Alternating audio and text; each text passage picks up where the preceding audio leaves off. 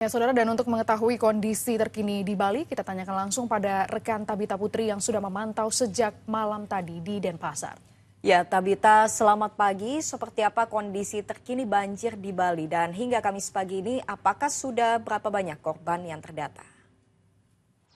Ya, selamat pagi Sylvia, Gracia dan juga saudara. Pasca banjir bandang yang terjadi di Provinsi Bali, memang situasinya pada pagi hari ini sudah mulai kondusif.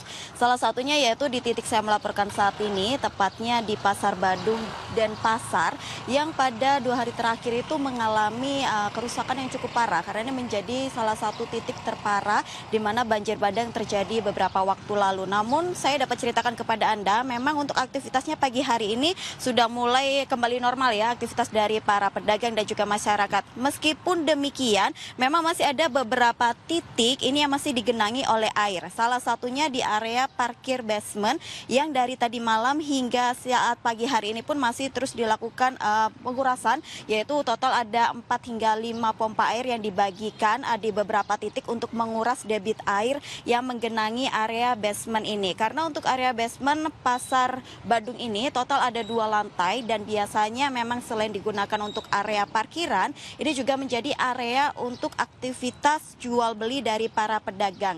Seperti diketahui juga, hujan deras ekstrim ini yang terjadi selama 2 hari di kawasan Bali, tepatnya Provinsi Bali ini, membuat Pulau Bali ini mengalami kebanjiran atau banjir bandang, di mana ini diakibatkan karena aliran tukat atau sungai yang berada di hulu, khususnya di daerah-daerah dataran tinggi, ini meluap hingga ke dataran rendah, salah satunya Denpasar, Gianyar, Jembrana, dan masih banyak lagi. Karena kalau keterangan dari warga sekitar memang menyampaikan biasanya di area atau aliran air, tepatnya aliran sungai, ini masih ada banyak sampah-sampah yang kemungkinan itu yang membuat banjir bandang terjadi di beberapa titik.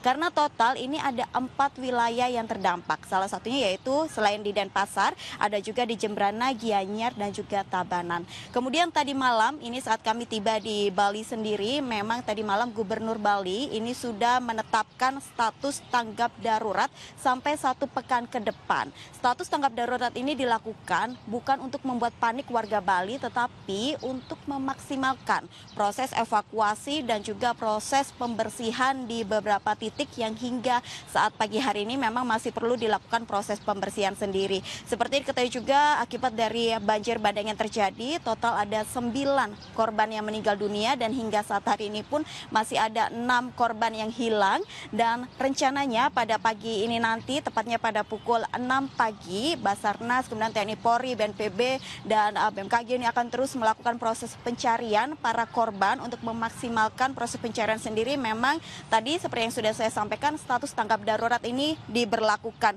Seperti diketahui juga, BNPB pun terus memberikan tadi malam, kembali lagi memberikan bantuan di Bali, mulai dari pompa, kemudian juga ada beberapa keperluan di pengungsian seperti tenda, matras, selimut, pakaian layak pakai untuk para pengungsi, karena ada ratusan pengungsi yang tersebar di beberapa titik yang ada 4 lokasi titik banjir bandang terjadi di wilayah Bali ini, Sylvia, Gracia, dan juga saudara. Tentu saja untuk warga Bali pun dihimbau untuk jangan panik, namun meskipun demikian harus tetap waspada dan juga hati-hati. Karena meskipun selama 1 pekan ke depan, untuk informasi cuaca pun dari BMKG menyampaikan bahwa akan berawan, kemudian ada gerimis sedikit, namun masih untuk warga Bali diantisipasi hindari wilayah-wilayah atau tepian sungai yang mempotensi atau memiliki potensi kemungkinan akan banjir terjadi. Sementara demikian, kembali ke studio, Sylvia dan juga Gracia. Baik, terima kasih Tabita Putri melaporkan langsung dari Bali. Hati-hati selama berada di